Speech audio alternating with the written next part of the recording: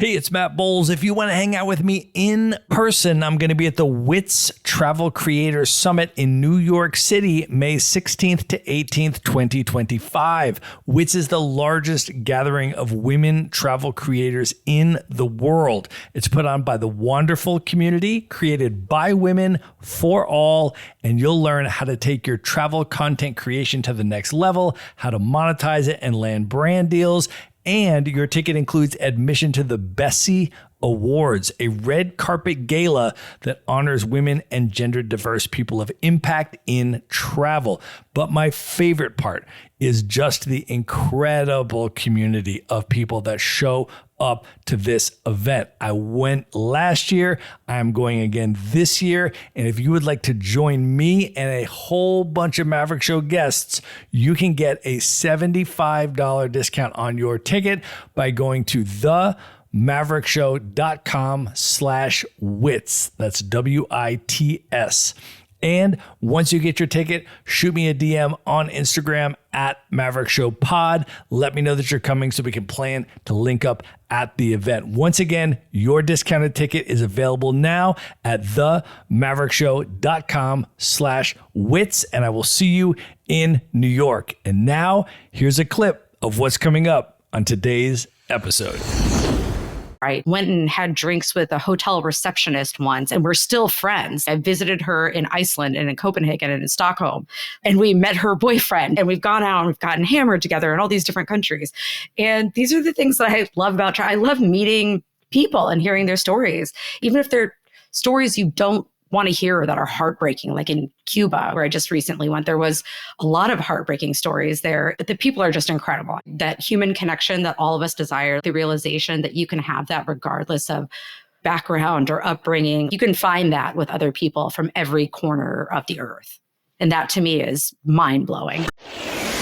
This is the Maverick Show, where you'll meet today's most interesting location-independent entrepreneurs and world travelers, and learn the strategies and tactics they use to succeed. And now, here's your host, Matt Bowles. Hey everybody, it's Matt Bowles. Welcome to the Maverick Show. Strategies and tactics they use to succeed. And now, here's your host, Matt Bowles. Hey everybody, it's Matt Bowles. Welcome to the Maverick Show. I just want to start off by letting you know that I have recorded a free video training for you on stylish minimalist packing, which teaches you how to travel the world with carry-on luggage only without sacrificing fashion and style. Now, I have been a full-time digital nomad for over 10 years, and I go to beach locations and ski slopes and dressy nights out and local cultural events, and I never check a bag. And my carry-on includes a 3-piece suit, a professional podcasting studio, an espresso maker, a wine aerator, and the list goes on. Now, I have been teaching workshops around the world at nomad conferences about how to do this, and I have finally distilled it into a 60-minute video training that I recorded for you, and you can watch at themaverickshow.com/packing. It's completely free. It's just going to ask you for your email, which will put you on to the Maverick Show's Monday Minute email newsletter list if you're not already subscribed.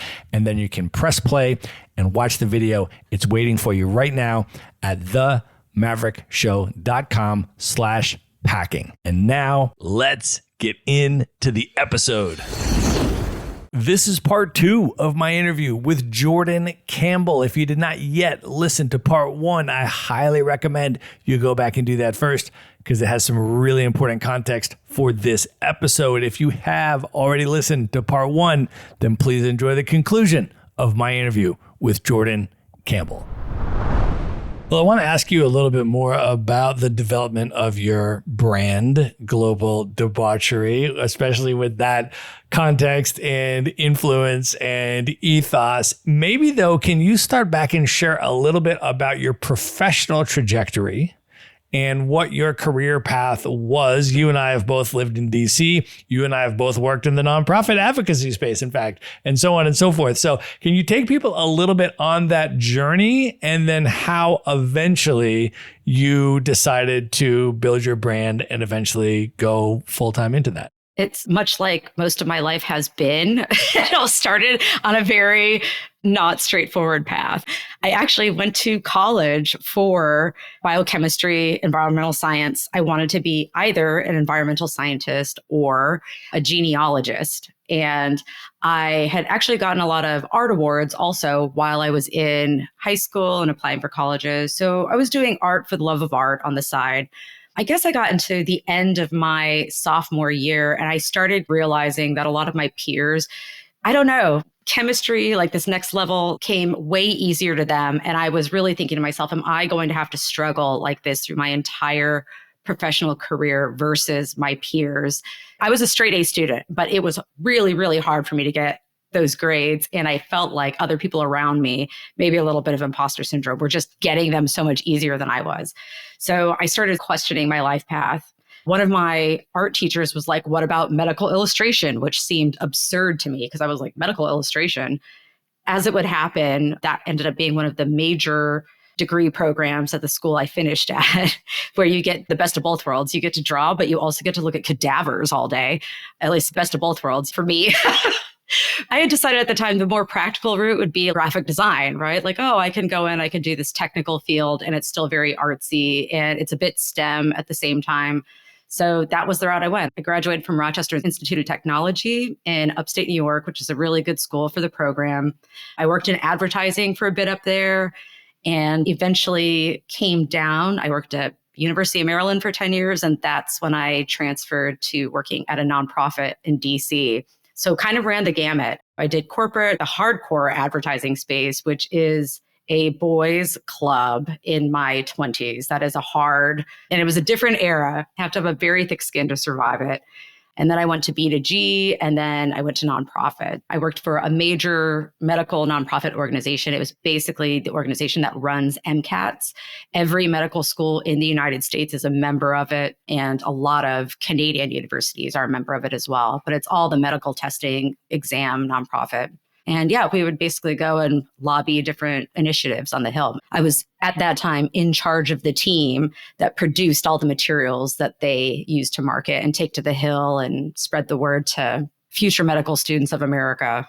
Can you talk about the building of the Global Debauchery brand and then your transition from the office job to the travel content creator full-time? Sure. So Global Debauchery started out, it was just a hobby blog. I guess maybe I was 33, started a hobby blog. I got the name because basically our lives at that point, we were very ambitious, very career focused. And you literally would be flying out Friday night. We were working long hours, run home, pack in an hour, sit in traffic on your way to Dulles for an hour and a half to get there, get through all of this stuff. And then finally, all your stuff is checked in and we would sit down and have a drink at whatever bar by our gate and toast. And that was like the first deep breath. And we'd be like, vacation has started. So the Instagram started with me always posting a picture of my ticket, my drink, and my passport, and basically being like, I'm out of here again. I'm out of this place. I'm forgetting everything for however long. And everybody would know that that was signaling, oh, there goes Jordan again. There she goes again. And people wouldn't know where until I just started posting. And then it became a thing of I started seeking out speakeasies and weird drinks, at least one every trip, little hole in the wall dive bars. So wherever I would go, I would start seeking that out. So it kind of became Global Debauchery. You know, everywhere that I go, I'm going to have the weird drinks. Even if I hate it, you know, I'm going to try it to say that I did it and it'll be fine. And I've survived to this point. But then I would come back, I would write on my blog. And eventually, I think I just was doing really well. I was a creative director. I was making six figures. I had a large team working for me, really talented, amazing individuals. I think I just reached a point where I honestly felt like, I don't think there's anywhere else for me to go from here. I did everything that I wanted to do and said I was going to do. And I could come in every single day for the rest of my life and just basically manage projects and manage my team. And that would be okay. But there were no new major frontiers or major projects. There were no $1 million websites for me to, quote unquote, I say look forward to, but that's like misery on another level, getting around launch time. But at the end of the day, you can be like, I did this for this brand. And you can see your stuff. My advertising work would be displayed at Raven Stadium in Baltimore and on the highway. And we would do Metro takeover. So I would walk to the Metro and my design would be everywhere in the Metro. That's kind of a cool feeling. But I reached the point where I was like, I've done all of that and there are no $1 million website rebuilds. Like I already did it here, and I was burnt out. I was really burnt out. And my husband would be like, well, maybe you can start freelancing on the side. And I was like, I don't even see how that's possible. Like I was already plugging in so many hours. I was exhausted constantly. And I was just going to pull the trigger on this. And I'm going to freelance part-time and I'm going to start pursuing Global Debauchery the other part of the time. And then this year, actually, the beginning of the year is the first year I have gone all out full-time on Global Debauchery, and it is a wild ride. I couldn't be more excited, but there's a lot of weird adjusting that you don't anticipate that you have to go through when you're doing this kind of thing. What kind of stuff are you finding? Can you share? I think the latest struggle that I've had, well, two things. The first is pacing your bookings. So, you can get I love pitching, I love marketing. You can get all the jobs in the world, but then you have to come home and then you have to produce the work for all of those jobs. And a lot of times these trips are when they are. You don't get to be like, oh, could I have a week or two in between these trips? You don't get to do that most of the time. So I really overbooked myself. And then for the first time in my life, I fell behind on some things. So I overbooked. Lesson learned, note to self, it's not going to happen again. I pride myself on the quality of my work. The other thing is that I create my own deadlines, and it is a lot harder, I'm finding. I'm excited for my own brand, but it's also a lot more difficult not having a hard deadline to respond to somebody at your job where they're going to be like, you're going to lose your job if you miss too many deadlines. Now it's all me. If I miss a deadline, whatever. So it's hard to just keep pushing forward and try to keep your team on task, especially when you're having not a great day. So that's been an adjustment I didn't expect as being, oh man, I've always been really ambitious and deadline focused and goal oriented. I didn't think I would be like, oh my gosh, what am I going to do? I don't have to report to anybody else and not know what to do with that. That seems crazy. And it is living the dream. I enjoy it. It's just an adjustment. That's all. Well, I want to draw out some of your expertise for the listeners because you are really, really good at a specific set of things. And the first one that I want to ask you about is personal brand building. And if you can give folks some tips from all of your lessons and everything that you have learned for people that are looking to build a brand, what are your top recommendations, highest leverage points, and tips you would have for people? Well, I think that most people, when they think of a brand, think of the visuals, they think of the name, but a brand is so much more holistic and strategic than that. So my recommendation is always to lay out your brand strategy first. And that is define what your mission is, what your key differentiator is. That is what makes you different than every other product in your space, in the industry. Because if you don't have that, there's 1,000 other people just like you. It's more about the strategy, outlining it, sticking to it, referring back to it to remind yourself. It's also about the voice. Everything that you write, everything that appears anywhere should be branded and consistent. You need to hit people over the head over and over and over. If you see an ad, you don't go and purchase the product most of the time. The first time you see the ad 7 times in your feed before you actually do anything with it. You have to do that with your brand to people. And it's not just about the way it looks. It is everything about it. It's the vibe that they get. It's your authentic voice. It's the way it does look. It's the aesthetic, but it's also what is the purpose of what you're doing at all? And if you don't have that, what are you even doing? So that's my biggest piece is actually start with a notebook or Apple Notes and just start there and start outlining some of these things. And that's before you just decide you're going to go design a logo. Well, the other thing that you have a lot of experience and success in is building websites. And I'm wondering if you can share some tips specifically on the website for people that are looking to do that. The biggest tip that I have for website building. So I did the UX side, I did the design side, and I worked with massive teams where we had coders on the back end that literally you would be like, can we do this? And they would be like, we can do anything. It's just a matter of how much time you're going to give me. Now, obviously, we have things like WordPress or Canva to do a lot of these things for you. The biggest thing about websites that I would advise to people, the biggest mistake that I see is people will go, oh, I like this website design because it's different. It's unique. They say it stands out. That is by and large one of the worst things that you can do on a website. And it's not about you and it's not about what you want. It is about the user experience, the person using your site on the other side. If you have your menu located in a weird spot, they're going to get annoyed and they're going to close out. If you have your newsletter or your pop-up in the middle of your screen and they can't close it out, you're going to lose a potential customer. You're going to lose income. You're going to lose profit for that. You need to make sure that you are following basic industry standards when it comes to tech, the way things are laid out, and speak to other people's familiarity. If they want to shop, where are they going to find the shopping cart? Not in the bottom left. They're going to find it in the top right. If they want to log into something, top right, top left, the menu, top left, right. So there are all these things. They are built this way for a reason. Everybody recognizes them, and it makes it easier for people to accomplish their goals, which hopefully are your goals too. They want to buy something from you. Make it easy for them. Don't make it different and unique. They don't want a different and unique experience. They want to buy your product. Well, I also want to ask you for your tips on how people can and should think about marketing themselves, whether they're a travel content creator or not. How should people think about that? I think having grown up in a creative industry with lots of creatives, you will find creatives are very sensitive many times. Sensitive as in defensive about their work. This is your pride and joy. You've put your heart out on the page to design XYZ, and then it gets shredded to pieces 20 rounds over by somebody's niece's dog likes the color pink. And you're like, it's not even on brand, but here we go. Here it is. It's pink for you. And can I not look at this any longer? Can I just get rid of this?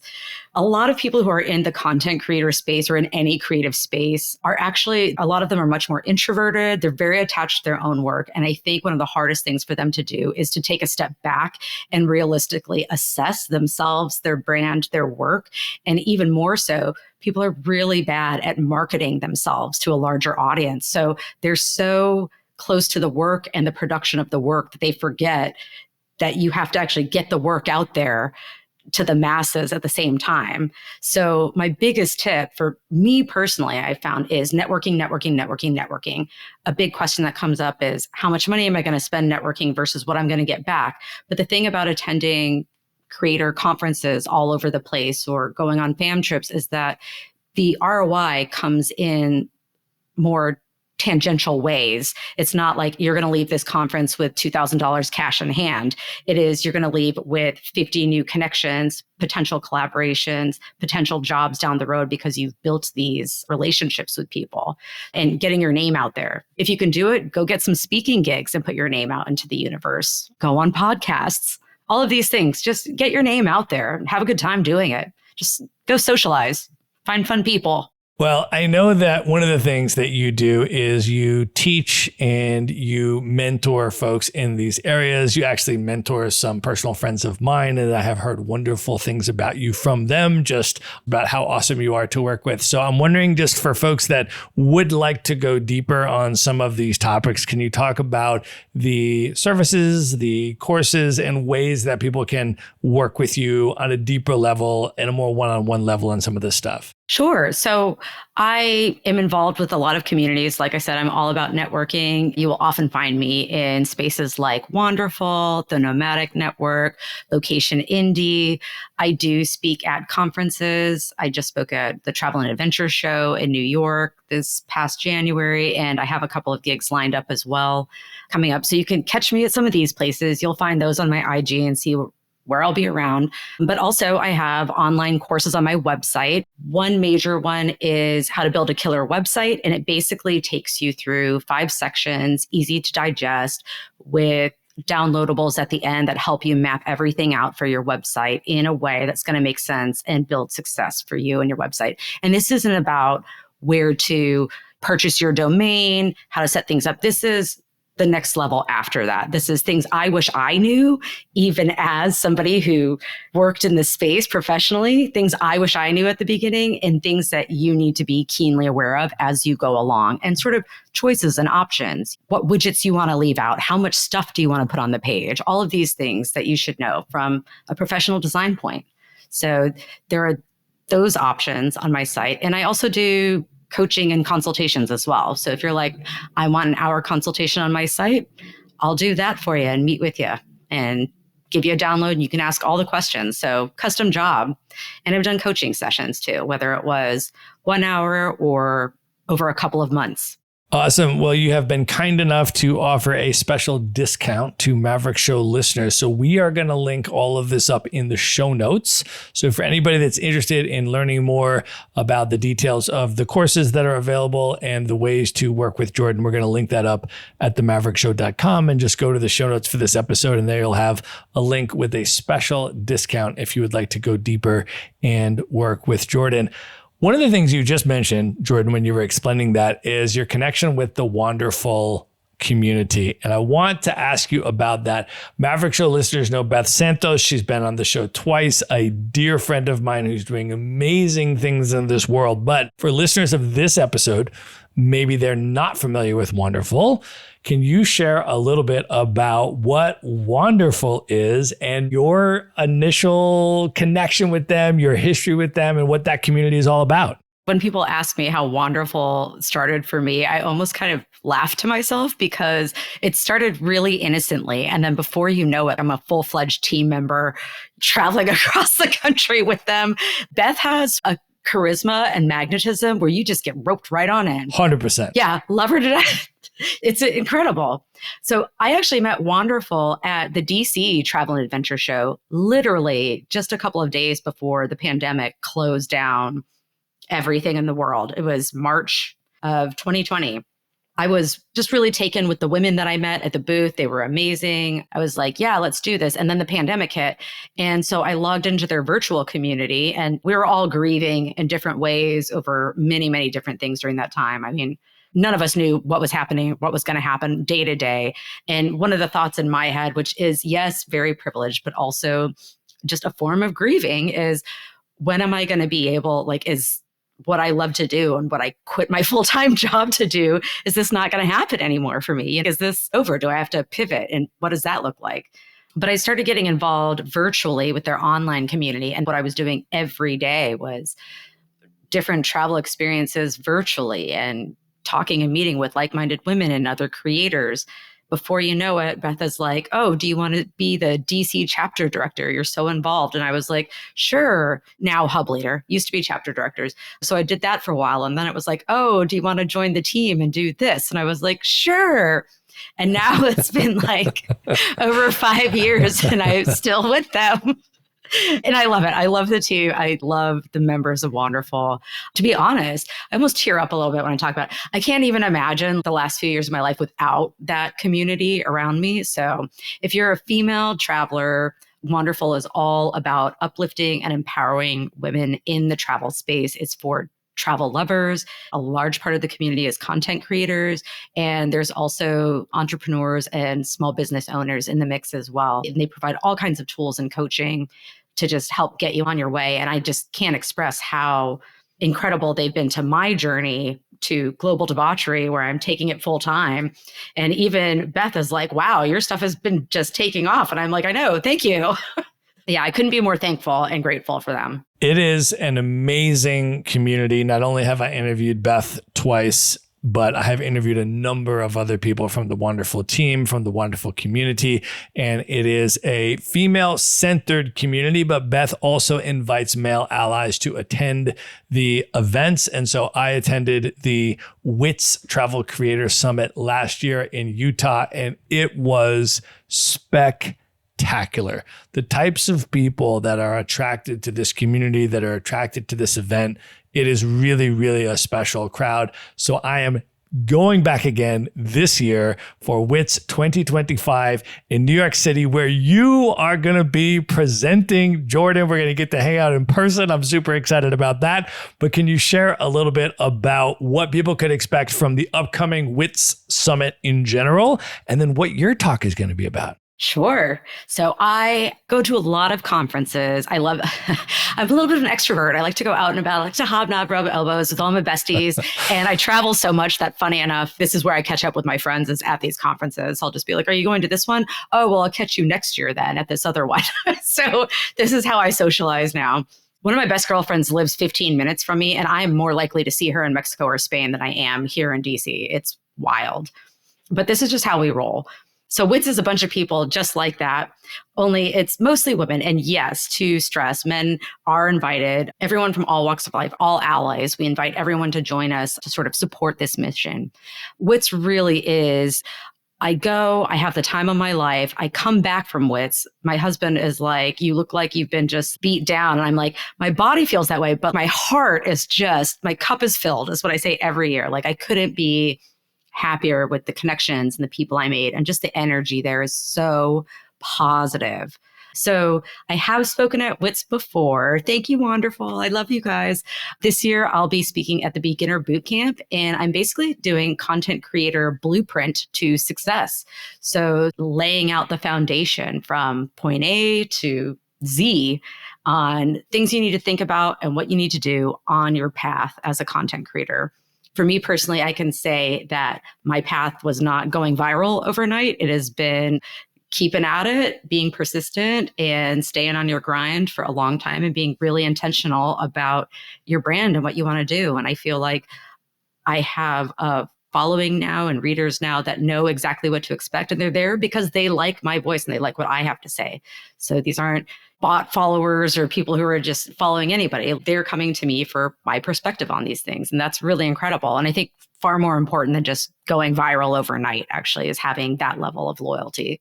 Can you talk a little bit more about Global Debauchery, what the brand mission is today at the current moment for the brand, what type of content you're creating, and what people can expect when they come into your ecosystem? Okay, well, I'm going to be brutally honest. This is one of the things I'm really good at. Sometimes it makes people uncomfy, but it is what it is. So I'm really glad that you asked that question that way, because anybody who's building a brand should come back, do your checks and balances. Am I staying on brand? But also, what's working, what's not working? This isn't working, reassess it and pivot. No big deal. That is the life cycle of a brand.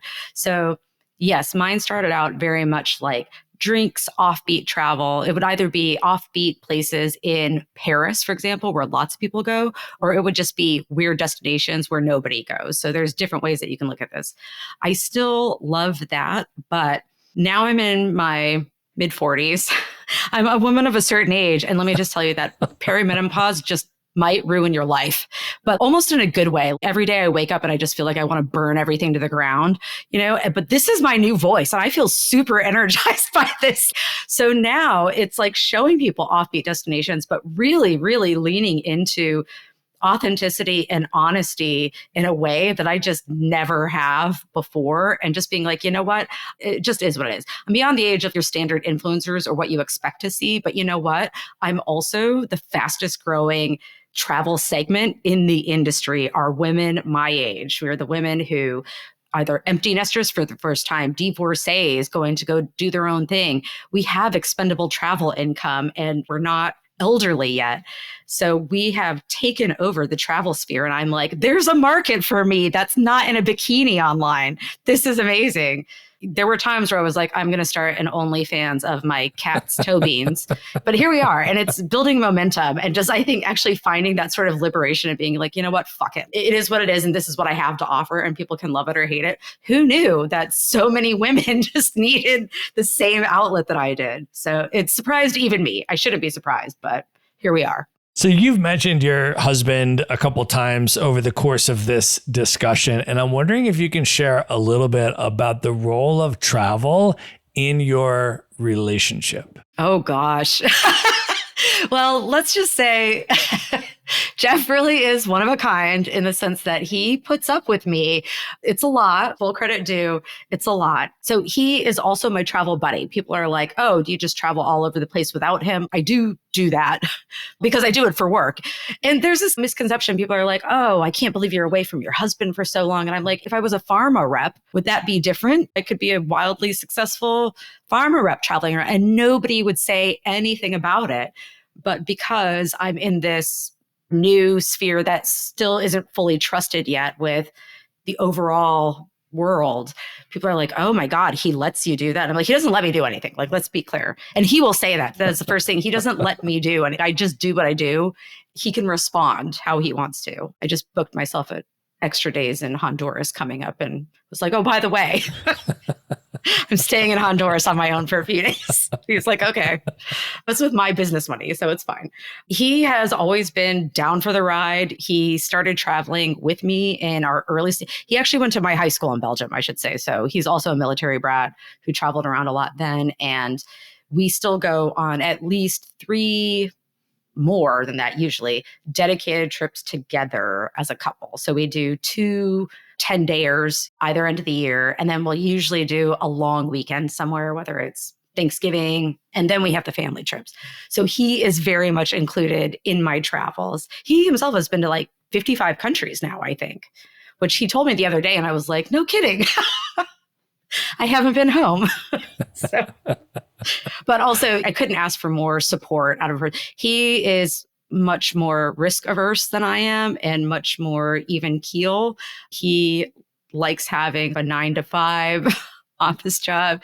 He likes having a house with our cats, and he is good with that. And he is totally fine with me being wherever, whenever, and coming home. Being like, hey, and like messing up his space that he's gotten used to having to himself. So he's a good sport and the biggest supporter of global debauchery I could ever ask for. That's awesome. Jordan, when you think back about all of the travel that you have done, 75 countries, 7 continents, how do you think all of that travel has impacted you as a person? I don't know what my life would be or what my ultimate passion would be if not for travel. Travel makes you realize how small you are in the world. It gives you perspective. I think one of the biggest things that I love about travel is always the people that I meet. You meet so many good people, and I love hearing people's stories and keeping in touch with people. I've met random people in a bar. I went and had drinks with a hotel receptionist once, and we're still friends. I visited her in Iceland and in Copenhagen and in Stockholm, and we met her boyfriend, and we've gone out and we've gotten hammered together in all these different countries. And these are the things that I love about travel. I love meeting people and hearing their stories, even if they're stories you don't want to hear that are heartbreaking. Like in Cuba, where I just recently went, there was a lot of heartbreaking stories there. The people are just incredible. That human connection that all of us desire, the realization that you can have that regardless of background or upbringing. You can find that with other people from every corner of the earth. And that to me is mind-blowing, still to this day. You've been doing this your whole life. You are not burned out with it. You're not ready to hang up the travel experiences. Why are you so passionate about continuing to travel at this point in your life and in your journey? What does travel mean to you? At this point, it might just be an addiction at this point. I'm not in college anymore, not in my 20s. I don't do drugs. I mean, I still drink.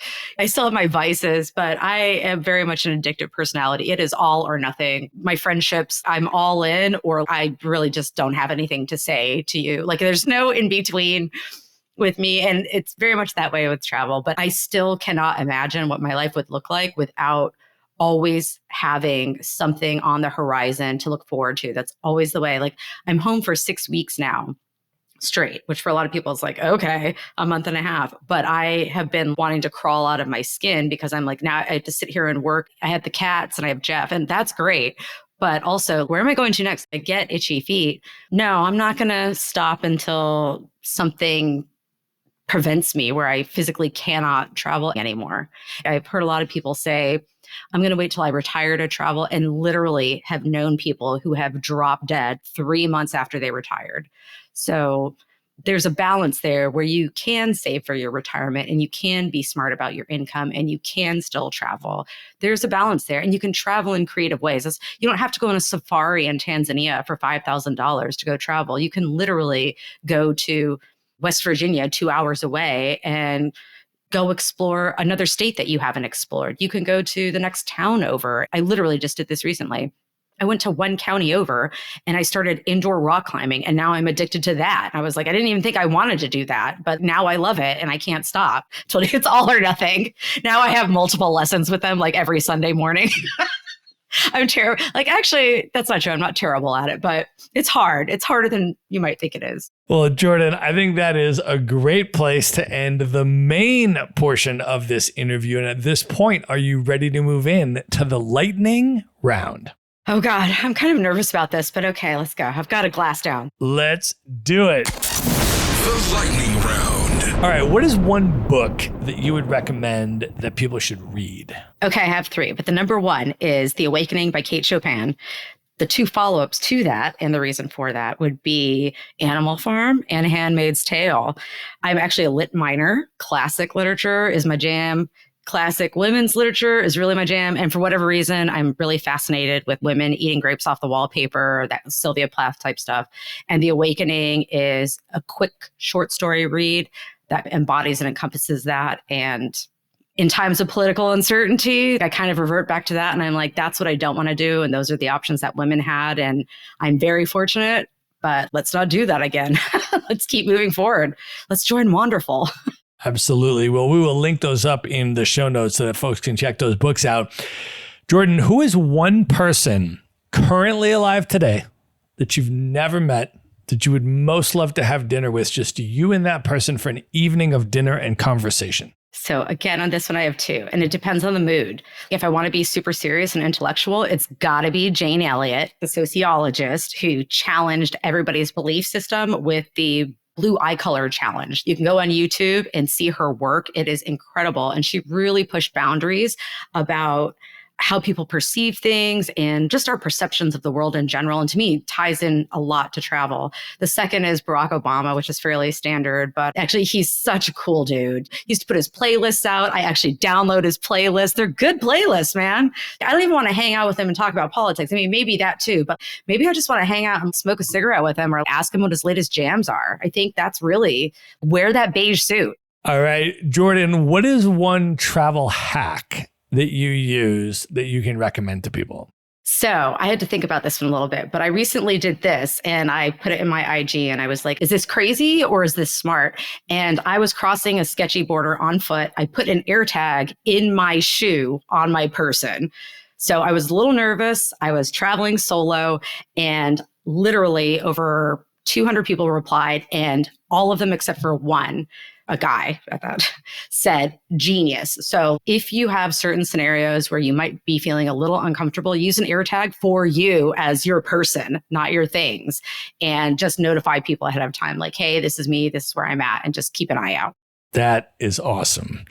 All right. Knowing everything that you know now, if you could go back in time and give one piece of advice to your 18-year-old self, what would you say to 18-year-old Jordan? I love this question. And the answer is none of this matters. Everything that you think matters right now, it's all bullshit. All these goals, these aren't even your goals. You don't even know if these are your goals. These are other people's goals. This is you finding your worth in productivity and finding your worth and what other people have charted out for you. And you know what? Like literally 20 years from now, you are going to say, fuck all of it and just chart your own path and be happier than you couldn't even imagine you could be. None of it matters. That's literally what, and you know what? It'll be fine. That's also like, none of it matters. It'll be fine. Awesome advice.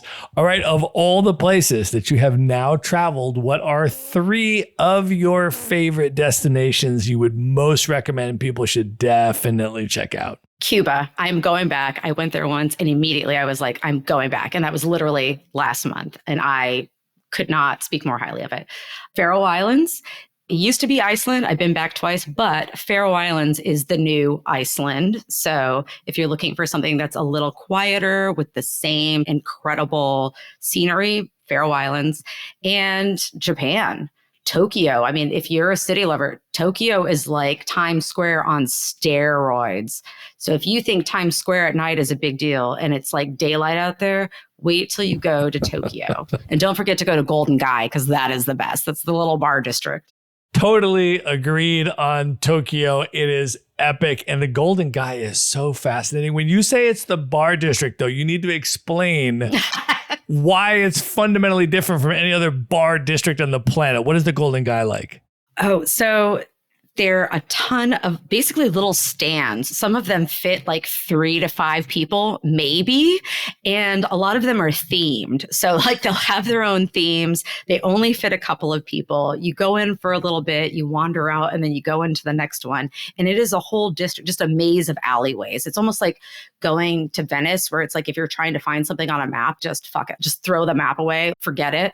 That's Golden Gai, but bars, you guys. Little dive bars everywhere. So if that is your jam, it's one of a kind, world-class spot to go for drinks. It's amazing. Yeah. And a lot of these only fit 5 people in the bar. There's only 5 stools. There's only 5 human beings that can fit in the bar. And when there's 5, then it's completely full and no more people can come in. And then you can do bar hopping to these tiny little bars that seat between 3 and 8 people. I mean, it's really a special, local, amazing experience. Can you share a little bit though more about Cuba? Because I have not been.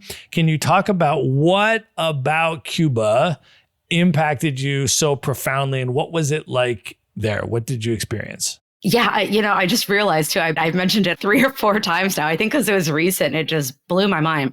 So I had, as a woman, some preconceived notions about the idea of not supporting certain types of countries because of their governments. So just as an example, like in my brain, I was always like, oh, I'm never going to go to Saudi Arabia because how they treat women. And I don't want to fund their tourism. And somebody had pointed out, well, a lot of times it goes with locals. And I'm like, yeah, I hear all of that.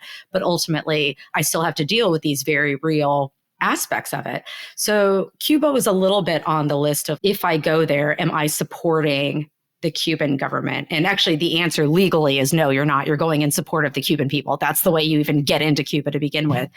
But going there, and I have to do a shout out to Maria Jacob of Wild World Tours. It's her first season doing tours, and it was incredible. It's everything global debauchery. We did salsa dances. We did street art tours and met a street artist. We learned how to play dominoes at a local's house.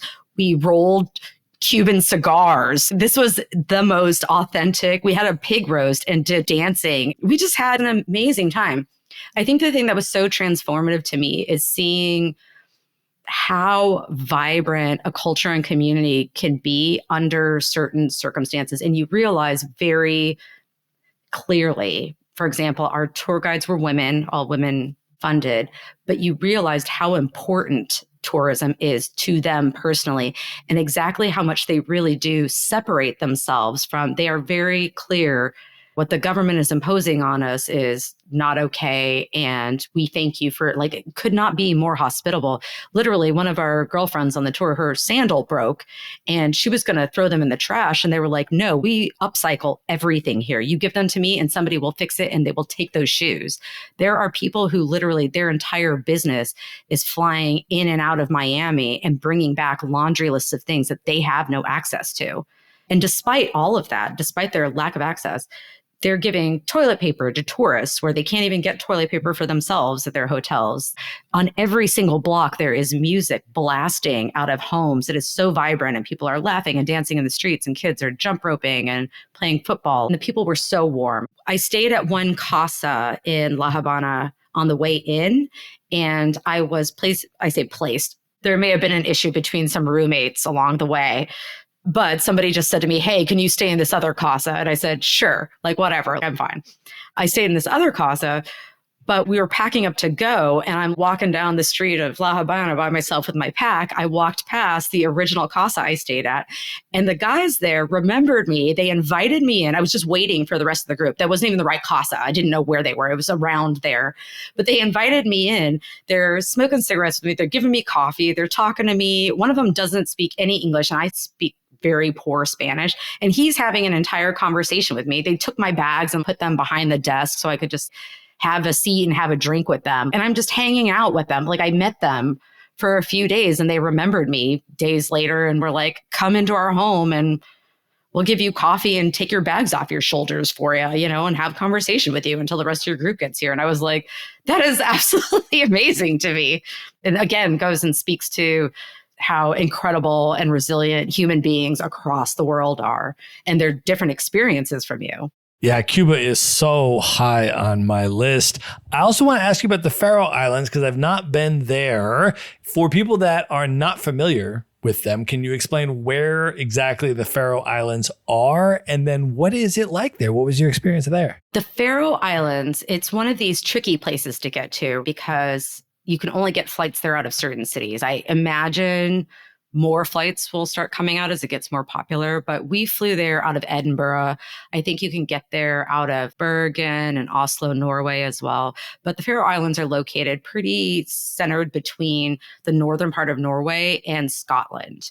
And I think it's 9 or 12 islands there, very much similar scenery to Iceland, where it's just these incredible mountains and cliffs that are very green, just up out of nowhere. And there's free range sheep everywhere. We were driving on these windy roads and there were 2 sheep. And all of a sudden, both of them just jumped off the side of the cliff when we were driving. And I screamed. I was like, no. And then we realized that they had literally just jumped down the side onto like a little ledge as we got closer up. But like, I had actually already on that same trip had been injured in Scotland trying to save a random sheep because it was stuck in a fence. And what does my husband do? He's sitting there, he's recording the whole thing. So I jumped off this massive wall, almost like took out my own knees. And I'm trying to shove a sheep through a fence and he's got it all on video. And I was like, help me save this sheep. Anyhow, they're everywhere in the Faroe Islands. I digress. But the Faroe Islands, glacial, tidal pools, all these islands. You can drive between the islands. They have underwater tunnels, which are kind of freaky, but very cool. We went to quite a few of the islands. They have 2 famous photos that if people look up the Faroe Islands, you will see. And one is this waterfall straight off the side of a cliff that just drops down into the ocean. And we almost missed it. It's a village of 18 people, and you can't even see it from the village. You really have to walk down and take a minute to find it. The other famous site that they have is what they call a hanging lake. So there's all this water all around this island. There's these big cliffs that rise up and you're on the top of the island. But on the top of that is another lake. And it looks like almost an infinity pool, the way this lake sits. So a lot of times you'll see that flying in, but that's another one of the famous photos is a lake sort of on top of a cliffside on top of water. It's really unbelievable. And you can go hike it. Wow. Well, you have just put the Faroe Islands way high up on my list. So I appreciate that. And I'm almost positive they have a Michelin star restaurant there too in Tórshavn, the capital. Amazing. I am going to start my research, Jordan. I appreciate you putting me on to that. And the final question of the lightning round for you.